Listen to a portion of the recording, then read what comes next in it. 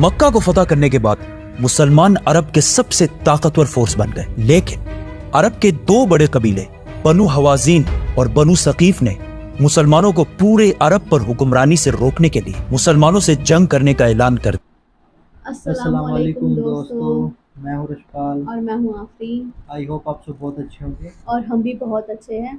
तो गाइस, आज हम आप लोगों के लिए एक और न्यू वीडियो लेकर आए हैं। तो इस वीडियो में हम देखने वाले हैं जंगे हुनैन का वाक़या। तो हम देखेंगे ये जंगे हुनैन क्या है, और ये जो जंगे हुनैन है ये रसूलुल्लाह सल्लल्लाहु अलैहि वसल्लम के लाइफ से रिलेटेड है। और जंगे हुनैन जो है वो है ताइफ और रसूलुल्लाह और उनके सहाबा के बीच हुई थी जंग। और ताइफ के लोग वही लोग हैं जिन लोगों ने रसूलुल्लाह सल्लल्लाहु अलैहि वसल्लम को पत्थर मारे थे, इस कदर पत्थर मारे थे कि उनके जूते जो है वो खून से भर गए थे।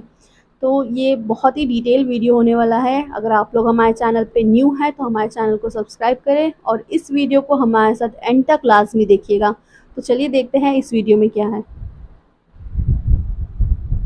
मक्का को फतह करने के बाद मुसलमान अरब के सबसे ताकतवर फोर्स बन गए, लेकिन अरब के दो बड़े कबीले बनु हवाजीन और बनु सकीफ ने मुसलमानों को पूरे अरब पर हुक्मरानी से रोकने के लिए मुसलमानों से जंग करने का ऐलान कर दिया। ये बनु सकीफ पता है कौन सा कबीला है? ये ताइफ का वही कबीला है जिसने कुछ साल पहले जब रसूलुल्लाह सल्लल्लाहु अलैहि वसल्लम इन्हें इस्लाम की दावत देने के लिए गए तो उन्होंने रसूलुल्लाह सल्लल्लाहु अलैहि वसल्लम को कमजोर समझकर उनका बहुत मजाक उड़ाया और इतने पत्थर मारे कि रसूलुल्लाह सल्लल्लाहु अलैहि वसल्लम के जिस्म को खून से लाल कर दिया। लेकिन फिर भी रसूलुल्लाह सल्लल्लाहु अलैहि वसल्लम ने इन सबको माफ कर दिया था। और इसके कुछ ही साल बाद मक्का को फतह करने के बाद अब हालात बिल्कुल बदल चुके थे और रसूलुल्लाह सल्लल्लाहु अलैहि वसल्लम पूरे अरब से 12,000 लोगों की फौज लेकर ताइफ की तरफ रवाना हुए।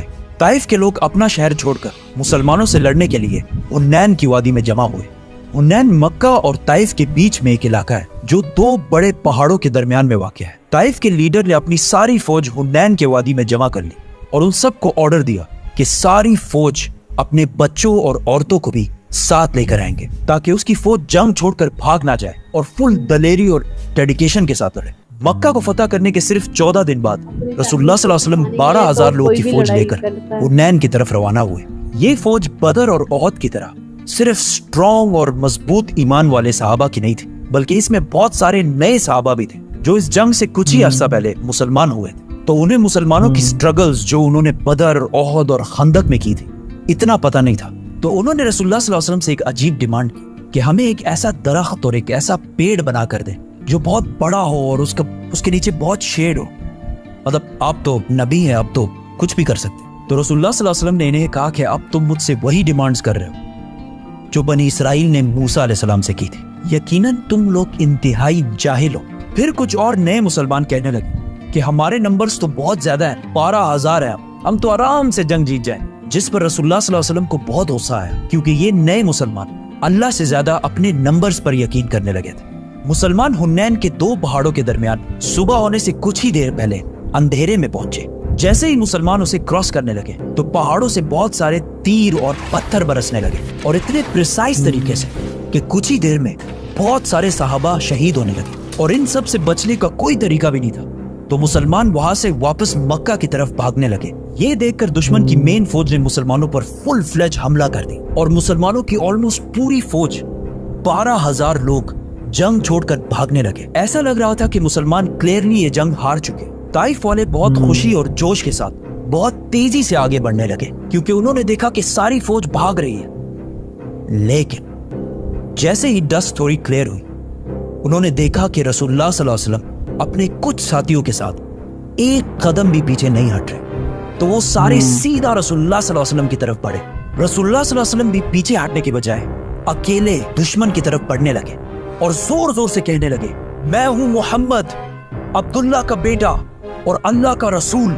इस पर रसूलुल्लाह सल्लल्लाहु अलैहि वसल्लम के चचा अब्बास रज़ियल्लाहु ताला अन्हु ने रसूलुल्लाह सल्लल्लाहु अलैहि वसल्लम के ऊंट को जबरदस्ती रोकने की कोशिश की तो रसूलुल्लाह सल्लल्लाहु अलैहि वसल्लम अपने ऊंट से नीचे उतरे और दोबारा दुश्मन की तरफ बढ़ने लगे। ये देखकर हजरत अब्बास रज़ियल्लाहु ताला अन्हु जोर जोर से अपनी फौज को बुलाने लगे कि कहाँ जा रहे हो अल्लाह के रसूल को छोड़कर। जिस पर आहिस्ता आहिस्ता पूरी फौज को एहसास होने लगा कि अगर आज उन्होंने ये जंग छोड़ दी तो रसूलुल्लाह सल्लल्लाहु अलैहि वसल्लम की जान को भी खतरा हो सकता, क्योंकि रसूलुल्लाह सल्लल्लाहु अलैहि वसल्लम जंग से एक कदम भी पीछे नहीं हटा रहे थे। रसूलुल्लाह सल्लल्लाहु अलैहि वसल्लम का ये जज्बा और अल्लाह पर यकीन देखकर आहिस्ता आहिस्ता पूरी फौज जंग में वापस आने लगी और मुसलमानों की पोजीशन जंग में दोबारा स्ट्रांग होने लगी और कुछ ही देर में पूरे 12,000 मुसलमान वापस जंग में आए और दुश्मनों पर टूट पड़े और ताइफ वाले जंग छोड़कर हर तरफ भागने लगे और मुसलमानों ने इनका पीछा करना शुरू किया। मुसलमानों को इस जंग से बहुत फायदा हुआ। 6,000 कैदी और 24,000 कैमल्स और गोल्ड एंड सिल्वर व्हाटएवर।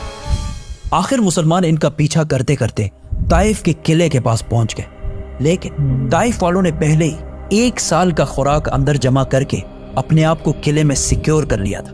मुसलमानों की बहुत कोशिश के बावजूद भी ये किला फतह ना हो सका, जिसकी वजह से मुसलमानों ने यहाँ पर बहुत दिन गुजारे।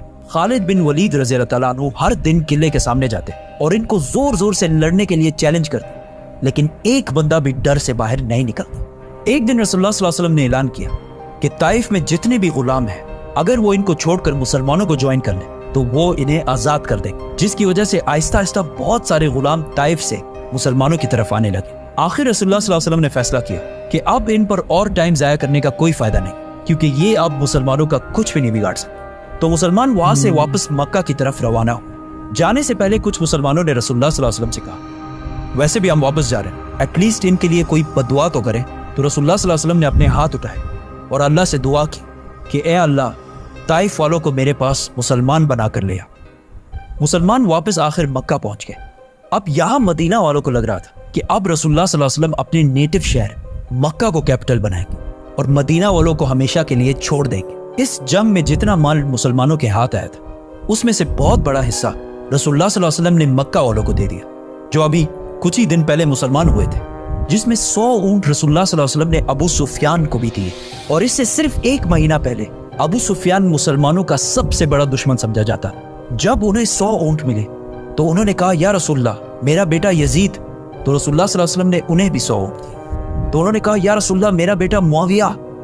तो उन्हें भी 100 ऊंट दिए गए, जिस पर मदीना वालों को ये बात बहुत अजीब, और उनमें से एक ने ये तक कहा कि हमारी तलवारों से इन मक्का वालों का खून अभी तक टपक रहा है और यहाँ सारा माल इन्हीं को दिया जा रहा है। और एक और शख्स ने कहा कि हो सकता है ये रसूलुल्लाह सल्लल्लाहु अलैहि वसल्लम के अपने हैं, इसीलिए इनको इतना कुछ दिया जा रहा है। जब रसूलुल्लाह सल्लल्लाहु अलैहि वसल्लम को इन सब बातों का पता चला तो उन्होंने मदीना के सारे अंसार को एक जगह जमा किया और उन्हें कहा कि क्या तुम लोग गुमराह नहीं थे और मेरी वजह से अल्लाह ने तुम लोगों को सीधे रास्ते पे लगाया? क्या तुम लोग गरीब नहीं थे और अल्लाह ने तुम्हें बहुत सारा माल दिया और तुम सारे तो आपस में लड़ते रहते और अल्लाह ने तुम्हें यूनाइटेड और एक बना दिया?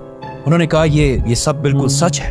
तो रसूलुल्लाह सल्लल्लाहु अलैहि वसल्लम ने इन सब से कहा कि अब ये सारी बातें तुम मुझे भी कहो कि जब आपके अपने लोगों ने आपको रिजेक्ट किया तो हमने आपकी मदद की, जब आपको पूरे अरब में कोई पनाह नहीं दे रहा तो हमने आपको पनाह दी, और जब आप गरीब और कमजोर थे तो सिर्फ हम आपके साथ खड़े थे। फिर रसूलुल्लाह सल्लल्लाहु अलैहि वसल्लम ने कहा कि क्या ये बेहतर नहीं है कि ये लोग अपने साथ दुनिया का माल, ऊंट, बकरियां ले जाए और तुम अपने साथ अल्लाह के रसूल को ले जाओ? और रसूलुल्लाह सल्लल्लाहु अलैहि वसल्लम ने मदीना वालों के लिए दुआ की कि ए अल्लाह, मदीना वालों पर रहम फरमा और इनके बच्चों पर रहम फरमा और इनके बच्चों के बच्चों पर भी रहम फरमा। ये सब सुनकर मदीना के अंसार बहुत खुश हुए और इसके कुछ ही दिन बाद रसूलुल्लाह सल्लल्लाहु अलैहि वसल्लम वापस अपने कैपिटल मदीना चले गए। और ये बहुत बड़ी बात थी, क्योंकि अगर मदीना के अंसार सिर्फ ऊंटों और बकरियों की डिमांड करते और रसूलुल्लाह सल्लल्लाहु अलैहि वसल्लम मदीना को छोड़कर मक्का में आबाद हो जाते तो आज तक जितने भी लोग हज करने जाते हैं वो सिर्फ मक्का ही विजिट करते, क्योंकि काबा और रोज़ा रसूल दोनों मक्का में होते तो मदीना जाने की कोई जरूरत नहीं होती। लेकिन पिछले 1400 साल से मदीना की पूरी इकोनॉमी सिर्फ इस बात से चलती है कि वहां रसूलुल्लाह सल्लल्लाहु अलैहि वसल्लम का रोजा मुबारक है, जिससे हर साल लाखों लोग पूरी दुनिया से मदीना की तरफ जाते हैं और मदीना वाले बिलियंस ऑफ डॉलर्स कमाते हैं। रसूलुल्लाह सल्लल्लाहु अलैहि वसल्लम ने मदीना वालों की औलाद के लिए जो दुआ मांगी थी वो अल्लाह ने इसी तरह पूरी की कि मदीना वाले पिछले 50 जनरेशंस तक बिल्कुल अमन और एक स्टेबल इकोनॉमी में रहते हैं। और एक स्टेबल इकोनॉमी कितनी जरूरी होती है ये पाकिस्तानियों से बेहतर किसी को पता नहीं हो। और मदीना की ये स्टेबिलिटी क़यामत तक चलती रहेगी। हुनैन की जंग रसूलुल्लाह सल्लल्लाहु अलैहि वसल्लम की अरबियों से आखिरी जंग थी। अरब की आपस में जो सिविल वॉर बदर के मैदान से शुरू हुई थी वो हुनैन की जंग में आखिरकार खत्म हुई और इसके बाद पूरे अरब में अमन और पीस का टाइम शुरू हुआ। लेकिन इस बार अरब के लीडर्स मुसलमान थे, ताइफ के लोगों ने देखा कि जब साइड साइड में सारे कबीले मुसलमान हो रहे तो वो भी खुद ही विदाउट एनी फाइट रसूलुल्लाह सल्लल्लाहु अलैहि वसल्लम के पास आकर मुसलमान हो गए। रसूलुल्लाह सल्लल्लाहु अलैहि वसल्लम ने खुद एक बार कहा कि ताइफ का दिन उनकी जिंदगी का सबसे मुश्किल तरीन दिन था, लेकिन रसूलुल्लाह सल्लल्लाहु अलैहि वसल्लम ताइफ गए क्यों थे? ये मुसलमानों की तारीख की सबसे बड़े दिन की कहानी है, हिजरत। सब्सक्राइब। तो गाइस यही था आज का वीडियो, और वीडियो काफ़ी अमेजिंग था, बहुत अच्छा वीडियो था। और ये भैया ने जो मतलब बहुत अच्छे तरीके से एक्सप्लेन करते हैं हर चीज़ को, कैसे उन्होंने हर चीज़ को अच्छे से बताया कि जो जंग थी वो ताइफ वालों के बीच में और सल्लल्लाहु अलैहि वसल्लम के बीच में जो थी, उनके दोनों के बीच में थी। तो किस तरह उनकी जो फौज थी, मतलब वो भी नए नए मुसलमान बने थे ना, तो उनको मतलब कि उतना ज़्यादा भरोसा नहीं था। तो मतलब कि शायद वो ना, जिस तरह पहले लोग थे ना, वो भूतों की पूजा करते थे, मतलब किसी को भी मतलब कि रब मान लेते थे वो लोग। तो शायद उनको भी, उनके भी दिल में यही था कि ये नबी जो है तो मतलब ये बहुत ज़्यादा पावरफुल है, तो यही मतलब कुछ भी कर सकते हैं ये तो, ठीक है। लेकिन उनको ये नहीं पता था कि जो नबी हैं वो भी तो अल्लाह का ही जिक्र करते हैं। तो उनको अल्लाह के ऊपर भरोसा नहीं था, ठीक है। और वो खुद 12,000 थे, तो उनको अपनी गिनती के ऊपर भरोसा था। और वो अल्लाह से बोल रहे थे कि हमको कोई ऐसा मतलब कि पेड़ बना के दो, तो आप तो नबी हो, आप तो कर ही सकते हो। वो वैसे तो नबी को अल्लाह मौजज़ा अता करते हैं, नबी तो बना सकते हैं उनके लिए, मतलब उनको जो भी कहे। जैसे कि एक किस्से में ये आता है कि जैसे मरी हुई एक कोई जानवर था, तो किसी ने कहा ये मरा हुआ जानवर है, अगर ये बोल देगा कि आप रसूल हो तो हम मान जाएंगे। तो अल्लाह ने अब रसूलुल्लाह को मौजज़ा दिया और उन्होंने उस मरे हुए जानवर को ज़िंदा किया, और उस जानवर ने बोला कि ये रब के रसूल है, अल्लाह के रसूल है करके, तब भी उन लोगों ने ईमान नहीं लाया था। तो वैसे ही जैसे इसमें बताया गया कि लोग कहते हैं कि हमको ऐसा पेड़ बना के दो, ऐसा करके दो, ऐसा करके दो, करने का तो रसूलुल्लाह कर सकते हैं उस चीज़ को अल्लाह की मदद से, ठीक है। बट ये इन सब चीज़ों का बोलने का ही क्यों? जैसे कि पहले की जो कौम थी, मूसा अलैहिस्सलाम की कौम, वो लोग उनको ऐसे अजीब अजीब सवाल करते थे, वैसे ये जो नए मुसलमान थे वो भी ऐसे ही नए नए सवाल करते थे। हाँ, मतलब करने को वो कुछ भी कर सकते हैं, कोई बड़ी बात नहीं है। पर उनके करने से जो जो ईमान अल्लाह के ऊपर उनका आना चाहिए ना, तो वो ईमान अल्लाह के ऊपर नहीं आएगा। तो वो ईमान फिर भी उनका नबी के ऊपर ही आएगा, बिकॉज़ वो उनके दिमाग में ये चीज़ होगी, ठीक है। वो तो अल्लाह से गुजारिश करके, दुआ करके वो तो करवा रहे हैं, ठीक है। लेकिन उनका जो ईमान है वो फिर भी नबी के ऊपर आएगा, क्योंकि उनको थोड़ी पता है कि ये जो मुजीज़ा हुआ है तो ये मतलब कि अल्लाह ने किया है, ठीक है। और उसके बाद जो ताइफ की कहानी है, ठीक है, जो ताइफ वाले थे उन्होंने किस तरह, जब रसूलुल्लाह उनको इस्लाम की दावत देने गए थे, तो उन्होंने किस तरह उनके ऊपर अटैक किया, उनको मतलब बहुत ज़्यादा बेइज्जत किया, और उनके ऊपर पत्थर मारे, उनके जूते भी मतलब कि खून से भर गए थे। और उस टाइम पे जब उनके साथ ये मतलब कि ये वाला दिन था ना, जो तो बहुत मुश्किल, पूरी लाइफ का ये सबसे ज़्यादा मुश्किल दिन था उनके लिए। और उस दिन जब उनको पत्थर मारे गए थे ना, तो फरिश्ते भी रो पड़े थे। तो ये रियलिटी है, फरिश्ते भी रो पड़े थे जब उनको पत्थर मारे गए थे, क्योंकि ये उनकी लाइफ का सबसे मुश्किल दिन था।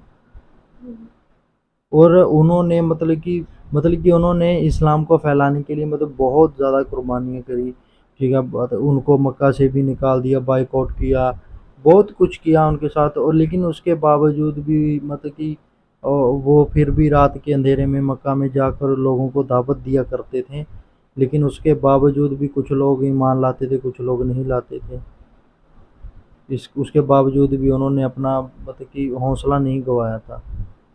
और इस जंग में भी जैसे कि जो नए मुसलमान थे वो जंग छोड़ कर जा रहे थे, भाग रहे थे, तब भी रसूलुल्लाह सल्लल्लाहु अलैहि वसल्लम ने उन्होंने अपना एक कदम भी पीछे नहीं हटाया, बिकॉज वो तो रसूल अल्लाह है, वो तो अल्लाह के रसूल है, उनको पूरे यकीन है अपने रब के ऊपर कि वो हमको फ़तह ज़रूर दिलाएगा, हम जीत ज़रूर दिलाएंगे, ठीक है। तो उन्होंने अपना एक कदम भी नहीं पीछे हटाया।